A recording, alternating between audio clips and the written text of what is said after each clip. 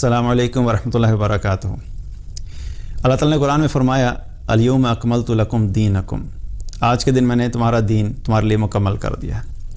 और अल्लाह ताला ने हमें जो दीन दिया है इसके अंदर करने वाले आमाल और ना करने वाले आमाल बहुत वाज़ेह हैं। अल्लाह ताला ने कुरान और सुन्नत के ज़रिए से वो तमाम चीज़ें हम तक पहुँचा दी कि जो करनी है और जो नहीं करनी।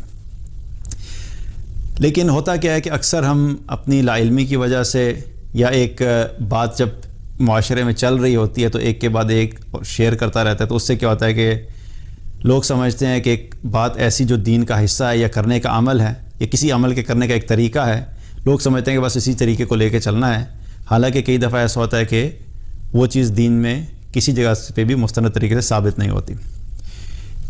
रमज़ान के एतबार से ही एक बहुत ही मारूफ़ चीज़ है जो कि हम बचपन से सुनते भी आए और अब भी जो है वो उसी चीज़ के ऊपर अक्सर लोग जो है वो समझते हैं कि वही तरीका है, वही तरतीब है करने की।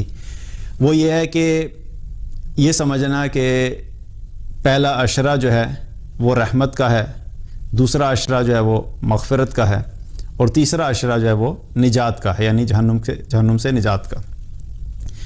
तो लोग ये समझते हैं कि भाई अब पहले अशरे की फिर क्या है कि कोई ख़ास दुआ है जो कि रहमत से मुताल्लिक़ है, फिर दूसरे अशरे की एक और ख़ास दुआ है जो कि दूसरे अशरे में पढ़नी है, और तीसरे अशरे की फिर ख़ास दुआ है जो कि तीसरे अशरे में पढ़नी है। तो याद रखिए कि अल्लाह सुब्हान ताला ने इस किस्म की कोई कैटेगराइजेशन नहीं की। अल्लाह ताला की रहमत, अल्लाह ताला की मग़फ़िरत बहुत वसी है। अल्लाह ताला ने उस चीज़ को महदूद नहीं किया कि ये पहले 10 दिन में मुझसे तुम सिर्फ़ ये चीज़ मांगो, फिर अगले 10 दिन में तुम मुझसे मग़फ़िरत मांगो, फिर अगले 10 दिन में तुम मुझसे जहन्नुम से निजात मांगो। रमज़ान का हर दिन और हर रात अल्लाह ताला ने ऐसा बनाया है कि जिसमें हम हर रोज़ अल्लाह से रहमत मांग सकते हैं, हम हर रोज़ अल्लाह से मग़फ़िरत मांग सकते हैं, हम हर रोज़ अल्लाह से जहन्नुम से निजात मांग सकते हैं।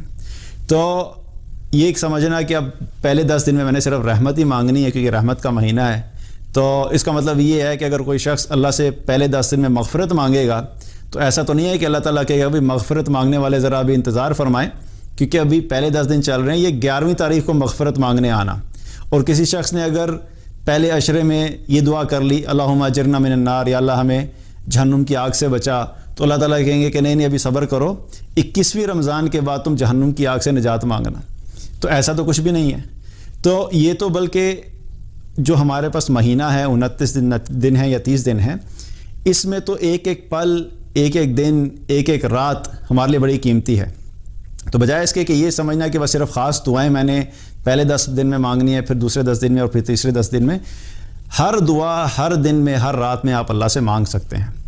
हर रोज़ अल्लाह से रहमत मांगे, हर रात अल्लाह से रहमत मांगे, हर रोज़ अल्लाह से मग़फ़िरत मांगे, हर रात अल्लाह से मग़फ़िरत मांगे, हर रोज़ अल्लाह से जहन्नुम से निजात मांगे, हर रात अल्लाह से जहन्नुम से निजात मांगे। तो अपने आप को रिस्ट्रिक्ट नहीं करें।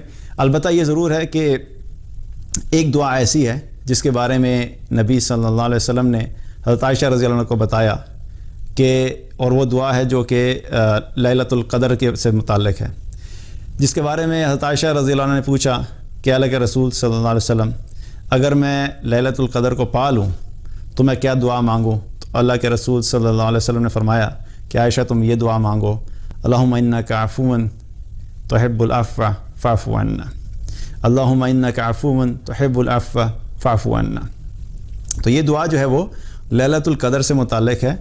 और इसका भी मतलब ये नहीं है कि अब सिर्फ़ और सिर्फ यही दुआ मांगी जाएगी, बल्कि इसको कसरत से मांगना लैलतुल क़द्र में, लेकिन उसके अलावा और भी बहुत सी दुआएँ आप मांग सकते हैं। तो पहला अशरा रहमत, दूसरा अशरा मग़फ़िरत, तीसरा अशरा जहन्नुम से निजात, उसके एतबार से जो ख़ास दुआएं हैं वो नहीं हैं। आप अपने तमाम दुआओं का एहतमाम करें, हर रोज़ करें। अलबत्ता ये ज़रूर है कि एक रवायत की बुनियाद के ऊपर इस बात को कहा जाता है जो कि मुहद्दिसीन के नज़दीक जो है वो ज़ईफ़ रवायत है, और उसकी बुनियाद के ऊपर इतना बड़ा अमल और अपने रमज़ान को 3 कैटेगरीज़ में और 3 हिस्सों में तकसीम करके उस हिसाब से आमाल करना, ये कोई ज़्यादा दुरुस्त बात नहीं है। अपने रमज़ान के अंदर कसरत से दुआएं करें, रहमत की भी दुआ करें, मग़फ़िरत की भी दुआ करें, अल्लाह से जहन्नुम से निजात भी मांगे, और यही जो है वो सही तरीका है। बारकल्लाहु लकुम। अस्सलामु अलैकुम वरहमतुल्लाहि वबरकातुहू।